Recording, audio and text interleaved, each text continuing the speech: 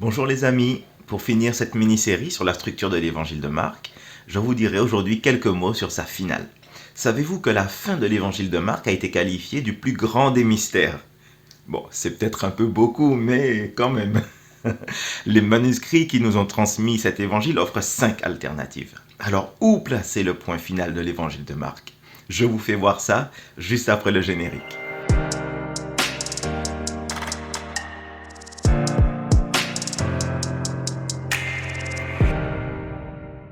Dans certains manuscrits, Marc se termine au chapitre 16, au verset 8, où on peut lire « Elles sortirent du tombeau et s'enfuirent tremblantes et hors d'elles-mêmes. Elles ne dirent rien à personne à cause de leur effroi. » C'est une fin un peu abrupte, ça c'est le moins qu'on puisse dire. Mais ce qu'il faut savoir sur cette finale, c'est qu'elle possède d'excellentes lettres de recommandation. Elle se trouve dans les 2 codex grecs que l'on considère généralement comme les plus importants, le codex Sinaiticus et le codex Vaticanus, ainsi que dans certains manuscrits syriaques, coptes, arméniens, géorgiens. Elle est aussi attestée par Clément d'Alexandrie, Origène, Eusèbe, Jérôme, qui sont communément appelés pères de l'Église.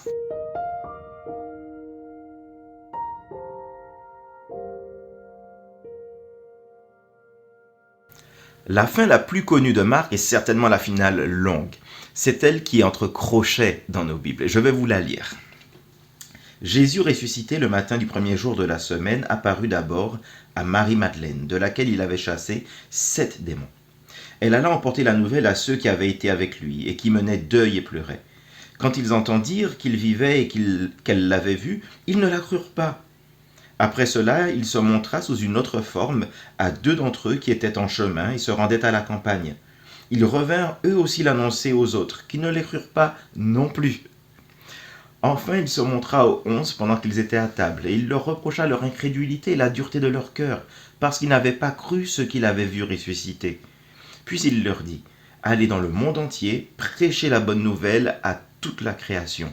Celui qui croira et sera baptisé sera sauvé, mais celui qui ne croira pas sera condamné.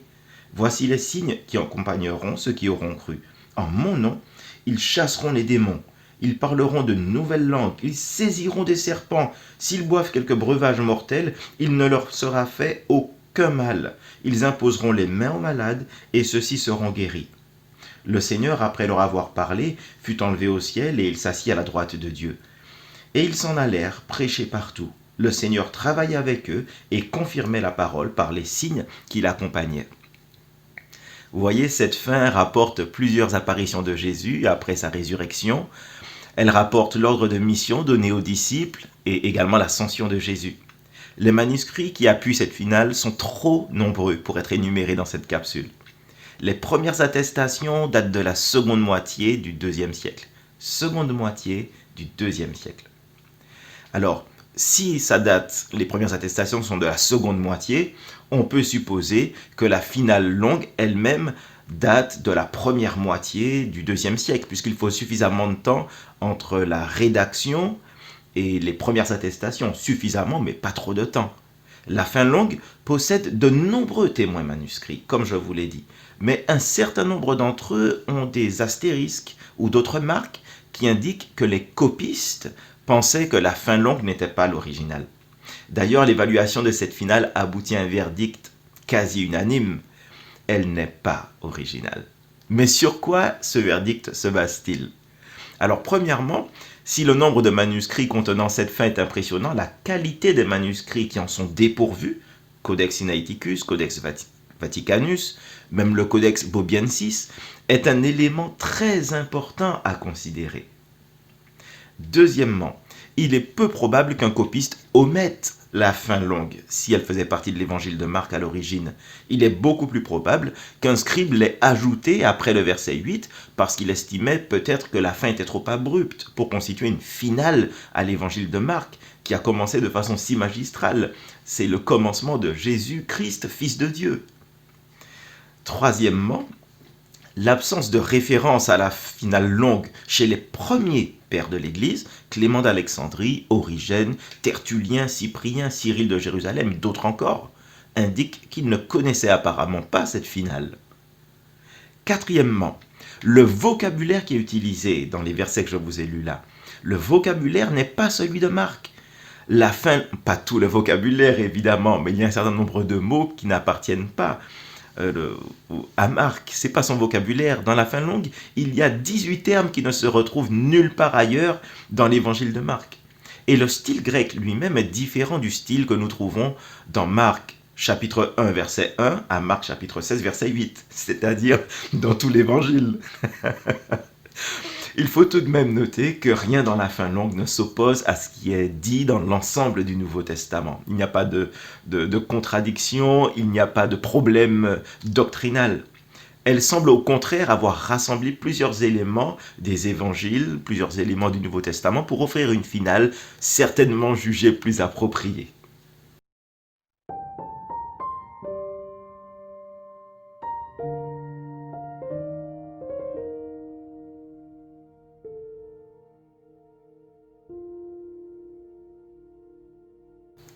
La troisième finale, qu'on ne retrouve que dans le codex Bobiensis, qui date de la fin du IVe siècle, est qualifiée de plus courte, parce qu'elle est ajoutée après le verset 8 du chapitre 16 de Marc, tout en étant plus courte que la fin longue.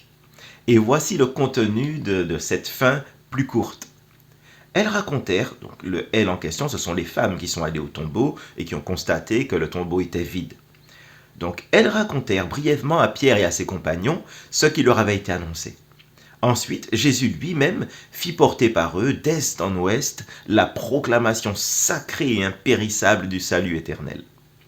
Jusque-là.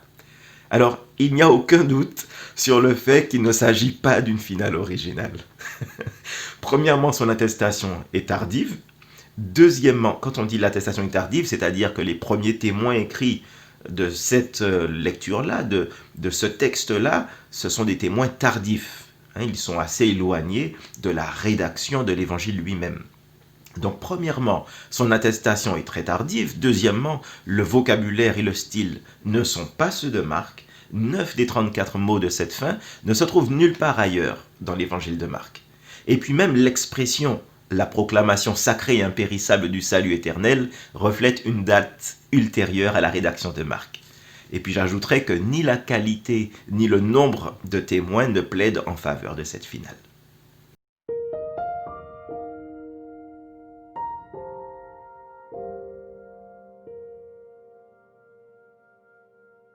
La quatrième finale est composée de la finale plus courte, suivie de la finale longue. Alors on la retrouve dans 4 manuscrits qui datent du 7e, 8e et 9e siècle, dans un manuscrit syriaque et dans plusieurs manuscrits saïdiques, c'est-à-dire des dialectes coptes de Haute-Égypte, dans des manuscrits bohémiens, dans des manuscrits éthiopiens. Mais vous l'aurez compris, tout ce qui a été dit sur la fin longue, puis sur la fin plus courte, s'ajoute au fait que les témoins de cette quatrième fin sont très tardifs. Il n'y a pas l'ombre d'un doute, cette finale n'est pas originale, cette finale composite n'est pas de Marc.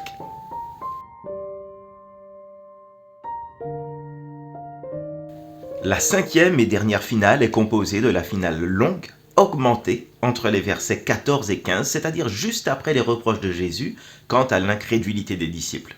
Alors on la trouve dans le codex Washingtonianus, c'est comme Washingtonianus, qui date du 5e siècle. Et voici ce qui est inséré. Ceux-ci dirent pour leur défense, ce siècle d'impiété, d'incrédulité est sous le pouvoir de Satan qui ne permet pas que la vérité et la puissance de Dieu soient reçues par les esprits impurs. C'est pourquoi révèle maintenant ta justice. Ils disaient cela au Christ et le Christ leur répondit, le terme des années du pouvoir de Satan est accompli, mais d'autres choses terribles approchent. J'ai été livré à la mort pour ceux qui ont péché, afin qu'ils se convertissent à la vérité et qu'ils ne pêchent plus, afin qu'ils héritent de la gloire, de la justice, gloire spirituelle et incorruptible qui est dans le ciel. Jusque-là. C'est pas mal, hein? C'est pas mal, mais ce n'est pas de Marc. Ni au niveau du vocabulaire, ni au niveau du style, ni au niveau de la théologie elle-même. Son attestation est tardive et ni la qualité ni le nombre de témoins ne plaident en faveur de cette finale.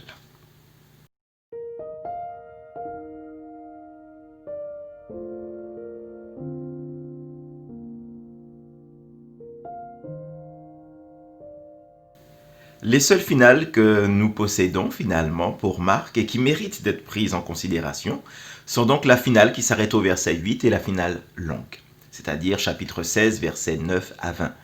Il ne fait aucun doute, comme je vous l'ai dit, que cette finale longue n'a pas été écrite par Marc, mais le grand nombre de témoins dès le second siècle montrent qu'elle a été très tôt très considérée.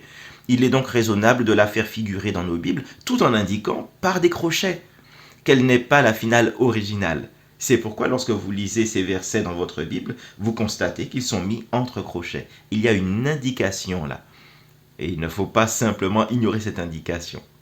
Mais il nous reste maintenant Marc chapitre 16 verset 8 comme seule finale de Marc dont nous soyons certains que c'est bien Marc qui l'a écrite.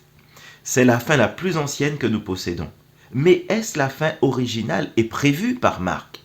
Le fait qu'il s'agisse de la plus ancienne fin récupérable de Marc et le fait qu'elle constitue la fin prévue par Marc, ce sont deux choses distinctes. Plusieurs théologiens pensent que ce n'était pas la fin prévue, mais que la finale originale a été perdue ou détruite, ou que Marc n'a pas eu le temps de la rédiger. Plusieurs arguments ont été mentionnés pour soutenir cette hypothèse, et je vais simplement vous indiquer ce que je pense être les deux plus forts arguments. Le premier est que Marc a dans son évangile deux déclarations prophétiques. En Marc 14, verset 28, où il dit « Mais il écrit « Mais après que je serai ressuscité, je vous précéderai en Galilée ». Il rapporte des paroles de Jésus. C'est une prédiction. Et au chapitre 16, verset 7, c'est-à-dire juste avant la fin, juste avant le verset 8, donc, il est écrit « Mais allez dire à ses disciples et à Pierre qu'il vous précède en Galilée. C'est là que vous le verrez, comme il vous l'a dit. » Et là, c'est l'ange qui le dit aux femmes. Donc nous avons ici deux annonces, deux prédictions. Les deux annoncent aux disciples que Jésus viendra à leur rencontre en Galilée. Si Marc avait l'intention de terminer son évangile au chapitre 16 et au verset 8, ce seraient les seules prophéties, les seules prédictions non remplies de l'évangile, à part celle du retour du Seigneur. Mais pour ça, ce n'est pas étonnant. Il est normal que le retour du Seigneur ne soit pas relaté puisqu'il n'a pas encore eu lieu. Par contre, la rencontre entre Jésus et ses disciples a bien eu lieu et elle est rapportée dans les autres évangiles. Donc l'annonce de cette rencontre, à deux reprises dans l'évangile, crée une attente chez le lecteur. Il est difficile de croire que Marc ait créé cette attente, notamment au verset 7, chapitre 16, verset 7, et que dans le verset suivant, il ait délibérément choisi de la laisser insatisfaite. Ça, c'est le premier argument. Le second argument est que la préoccupation moderne concernant le chapitre 16, verset 8, comme fin prévue de Marc, perd de vue la signification de Marc, chapitre 16, versets 1 à 8. Il ne s'agit pas de s'arrêter au verset 8, mais de s'intéresser à Marc 16, versets 1 à 8, dans son ensemble. Et quand on s'intéresse donc à la finale qui s'arrête au verset 8, on a tendance à se concentrer sur les femmes et sur les disciples, dont on voit les faiblesses et la difficulté à comprendre jusqu'au bout. Alors, cette difficulté, c'est tout à fait cohérent avec l'ensemble de l'évangile. Souvenez-vous de la partie centrale, encadrée par les deux guérisons d'aveugles, pour illustrer la difficulté à comprendre des disciples, la difficulté à se mettre en chemin.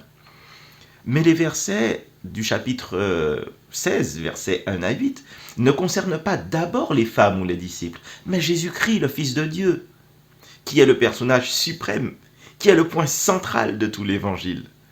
Et le sentiment qu'on a ici, c'est que quelque chose manque au texte, quelque chose qui se serait davantage concentré sur Jésus après le verset 8. Mais ce n'est qu'un sentiment. Comment terminer cette capsule ? Je dois finir comme j'ai commencé, c'est-à-dire en disant que la fin de l'évangile de Marc a été qualifiée de plus grand des mystères. Le mystère continue. Mais mes amis, nous nous retrouvons dans 2 semaines et je voudrais vous faire voir une ou deux choses, non plus sur Marc maintenant, nous allons le laisser un moment, mais sur le Cantique des Cantiques. Alors bonne semaine.